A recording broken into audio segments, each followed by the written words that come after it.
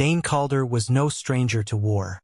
He had led men into battle, spilled blood for causes he barely understood, and carved his name into history with steel and fire. But none of it had ever mattered. Not really. Not until he came to Briar's Hollow. The village was nothing. Just a scattering of homes on the edge of the world, nestled against the endless frost. But within its walls, he found something he hadn't known he was looking for. Peace. Purpose. Ren. The boy had been barely 5 when Dain first arrived, an orphan left behind by the wars of greater men. Dain had taken him in, not because he was kind, but because he couldn't stand the thought of another child growing up with nothing but cold steel and regret. For 7 years, he lived a life he never thought possible. A quiet life. A good one. But peace never lasts. Varric the Hollow was coming. The warlock had burned cities, raised the dead, and swallowed entire legions into the abyss. Now, he had turned his gaze to Briar's Hollow. Not for its land, not for its people, but for the sheer, simple fact that he could. Dain had seen men like him before, and he knew what happened next. He could have run. Should have, maybe. He wasn't the man he used to be. He had something to lose now. But that was the problem, wasn't it? He had something to lose, and he'd be damned before he let it happen. The ruins beneath Briar's Hollow were older than the village itself, a relic of something lost to time. The villagers feared it, whispered that the stones held the echoes of forgotten gods. Dain had never cared much for gods, but he cared about Ren. So he knelt before the altar, pressing his palm to the cold, blackened stone. Dust coated the carved name beneath his fingers, but he knew what it said. He had heard the stories. Nivros, the patron of lost causes. "I know what you are," Dain muttered, voice rough as gravel. "I know what you ask in return."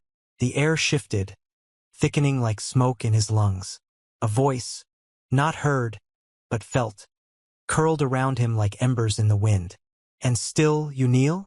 Dain exhaled sharply. Yes. There was no hesitation. He had made his choice the moment he stepped into these ruins. The torches flickered, the ground trembled, and Nivros answered. Pain ignited in his bones, cold fire surging through his veins, hollowing him out and reforging him in its place. His body cracked, reknitting itself with something stronger than flesh, something less than human. He could feel himself breaking, and then a whisper. "You will fight. You will endure. But when your purpose is done, so are you." Darkness swallowed him whole, and when he opened his eyes again, he was something else. When Varric arrived, he expected a massacre. Instead, he found Dain, the warlock's horde. Undead things, twisted and crawling with sorcery, swarmed like locusts, but they shattered beneath Dain's blade. He was everywhere, a wraith in black armor, his strikes wreathed in spectral fire, cutting through the horde like they were made of smoke.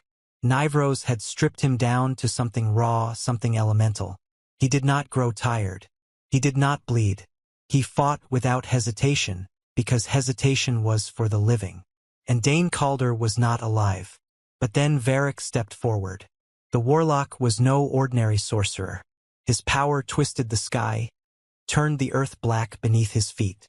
He was a wound upon the world. Dain didn't stop. He couldn't stop. Their battle tore through the village, shaking the ground, splitting the sky. Every blow cost Dain another piece of himself. He could feel his memories slipping, Ren's laughter, the warmth of a hearth, the sound of the wind through the trees. But he didn't stop, because Nivros had given him one purpose, and he fulfilled it. With a final, devastating strike, he drove his blade through Varric's heart. The warlock screamed, his body twisting, writhing, breaking as the souls he had devoured tore him apart from within. The horde collapsed. The sky cleared. Briar's Hollow was safe. But Dain was already falling. He could hear them calling his name. Ren was running toward him, his voice breaking, pleading. But Dain couldn't move. His hands were crumbling into dust. Nivros had warned him. He had never been meant to survive this.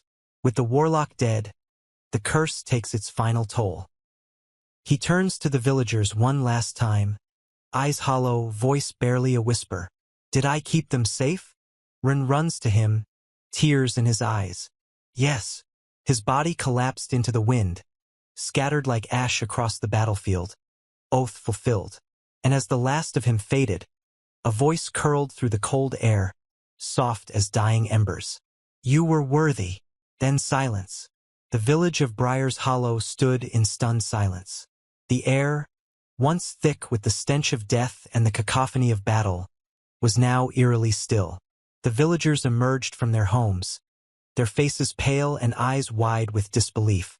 The ground was scorched, the earth cracked and blackened where Dain and Varric had clashed. But the warlock's horde was gone, reduced to ash and bone. Ren stood at the edge of the battlefield, his small frame trembling. Tears streamed down his face as he stared at the spot where Dain had fallen. The man who had been his father, his protector, was gone. All that remained was a faint scattering of dust, carried away by the cold wind. Run! A voice called softly. It was Marta, the village elder. She approached him slowly, her face etched with sorrow. Come away, child. There's nothing more you can do here. Ren shook his head, his fists clenched at his sides. He saved us. He saved all of us. And now he's just gone. Marta placed a hand on his shoulder, her touch gentle but firm. He gave everything for us. For you. Don't let his sacrifice be in vain. Ren looked up at her, his eyes blazing with a mixture of grief and determination. I won't. I'll make sure everyone remembers what he did. I'll make sure they know his name. Days turned into weeks, and the village began to rebuild. The scars of the battle remained, but life slowly returned to normal. The villagers spoke of Dain in hushed tones, their voices filled with reverence. They built a memorial in the center of the village, a simple stone marker engraved with his name. But for Ren it wasn't enough. He spent his days in the ruins beneath the village, searching for answers.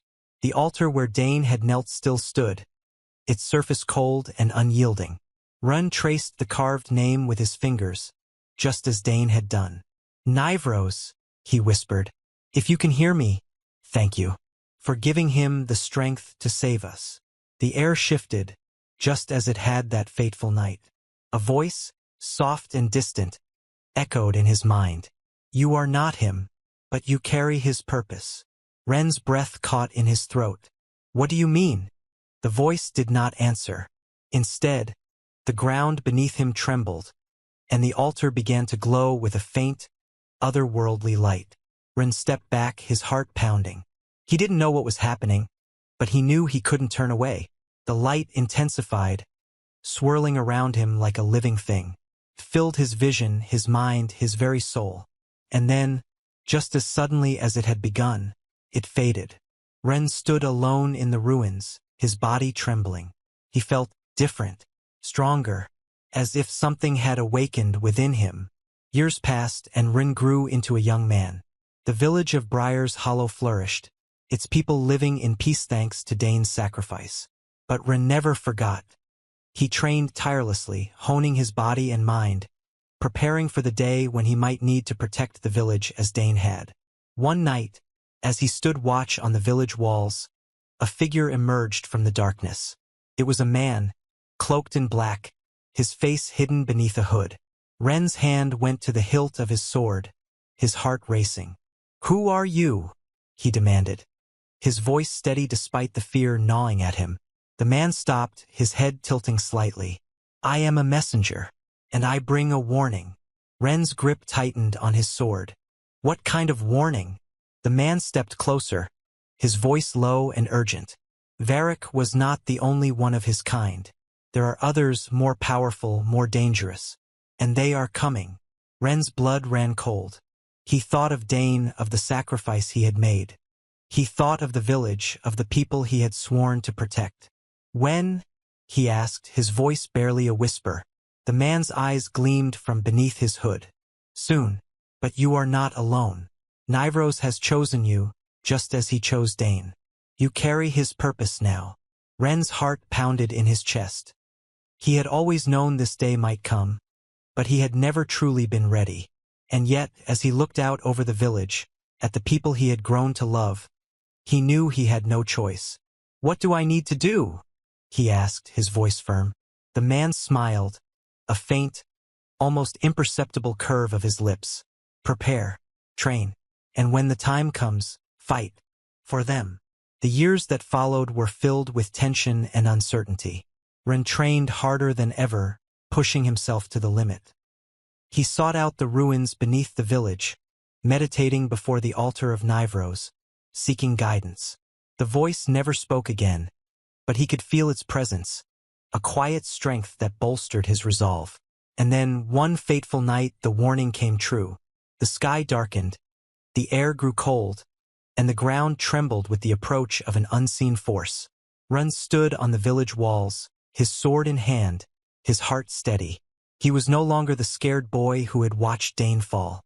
He was a man, a warrior, ready to defend his home.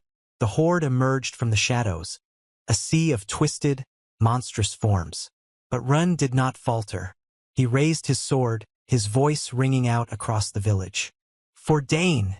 he shouted. "For Briar's Hollow!" The villagers rallied behind him, their courage bolstered by his determination. The battle was fierce, the air filled with the clash of steel and the cries of the dying. But Ren fought with a strength and skill that seemed almost supernatural. He was everywhere, his blade cutting through the enemy like a whirlwind. And then he saw him, the warlock. He stood at the edge of the battlefield, his eyes glowing with malevolent light. Ren's heart pounded as he recognized the same power that had once threatened to destroy them all. But he was not afraid. He charged forward, his sword raised, his mind focused. The warlock's magic lashed out, but Ren dodged and weaved, his movements precise and deliberate. He could feel Nivro's presence, guiding him, strengthening him. With a final, devastating strike, he drove his blade through the warlock's heart. The creature screamed, its body twisting and writhing as it was consumed by its own dark power. The horde collapsed, the sky cleared, and the village was safe once more. Ren stood amidst the wreckage, his body battered and bruised but unbroken. The villagers cheered, their voices filled with relief and gratitude. But Ren's thoughts were elsewhere. He looked to the ruins beneath the village, to the altar of Nivros. He had fulfilled his purpose just as Dain had. But he knew his journey was not over. As the sun rose over Briar's Hollow, Ren knelt before the altar, his head bowed.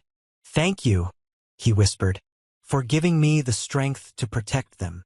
The air shifted, and a voice, soft as dying embers, curled around him. "You were worthy." And as the last of the light faded, Ren knew he had found his peace.